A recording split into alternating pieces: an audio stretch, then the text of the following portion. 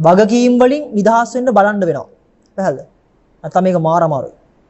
පැහැදිලිද? මොකද කණ්ඩ බත්පත හොයාගන්න බැරි කෙනෙක්ට බණ කිව්වා කියලා තේරෙන්නේ නැහැ. ඇඳුමක් කඩුවක් නැති මිනිස්සුන්ට බණ කිව්වා කියලා තේරෙන්නේ නැහැ. පැහැදිලිද? රස්සාවේ ප්‍රශ්න තියෙන මිනිස්සුන්ට බණ කිව්වා කියලා තේරෙන්නේ නැහැ. පැහැදිලිද?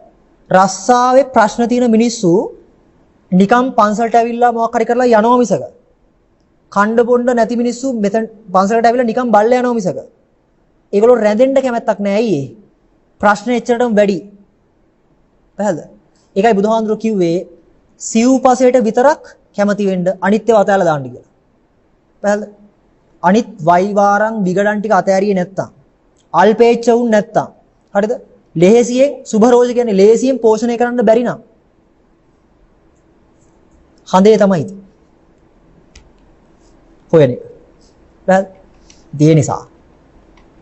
අර දැන් කියන්න දිනේම තමයි ටික තමයි.